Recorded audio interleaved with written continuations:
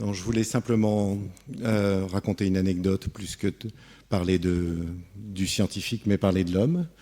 Donc, j'ai eu la chance d'avoir Roland Douce comme professeur à l'université pendant mes études au début des années 80. Et j'étais vraiment fasciné par ses cours, fasciné par tout ce qu'il nous racontait. Et je me suis rapproché de lui pour essayer de faire mon stage de DEA avec lui. Et en fait, mes premières tentatives ont été repoussées, gentiment, poliment. Je pense qu'il attendait les résultats des examens. Voilà.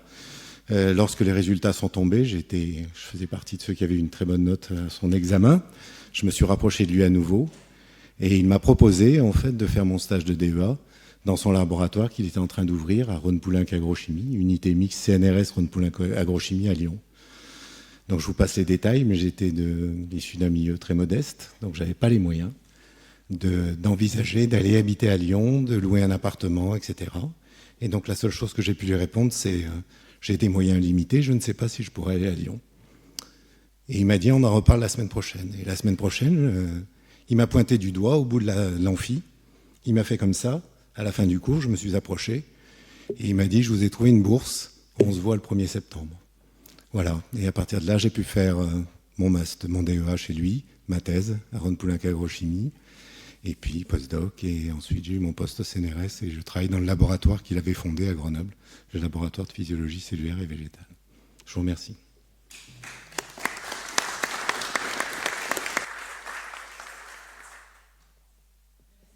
Donc on passe la parole maintenant à Catherine Laine. Je pense que vous êtes maintenant à l'université d'Auvergne. Voilà, à Clermont-Ferrand, université Clermont-Auvergne.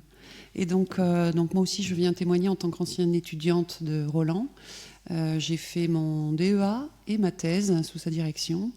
Et j'ai écrit un petit texte comme me l'avait demandé Christian, donc je vais le lire, comme ça évitera l'émotion. Roland fut pour moi ce qu'on appelle un maître, dans le sens littéral de celui qui maîtrise, car il dominait à la fois son art, celui de la recherche sur le métabolisme des plantes et tout le domaine végétal.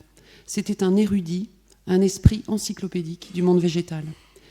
Mais il fut aussi mon maître, à moi, au sens de celui qui transmet, puisque je fus son disciple. Comme un maître, il était là pour m'encadrer, avec toujours une idée d'avance, un instinct, un flair de détective. Je suis très fière d'avoir travaillé à ses côtés et produit plusieurs publications de haut niveau, alliant son nom au mien. Et pour la petite anecdote, la première publication, il n'y avait que nos 2 noms. J'étais très très fière de ça. Enfin, je retiendrai aussi de Roland l'ami. À l'époque de ma thèse, j'admirais énormément l'amitié qui le liait aux chercheurs chevronnés du labo. Je pense à Michel, à Jacques, à Richard, à Albert Jean. Une amitié ancrée dans le passé, indéfectible, et qui l'a accompagné jusqu'au bout de sa vie. Ces amitiés ont fait du laboratoire PCV un lieu de vie et d'échange qui a été ma maison pendant 4 ans, où moi aussi j'ai forgé des amitiés d'une vie, et l'ami en question est là, il se reconnaîtra. Merci.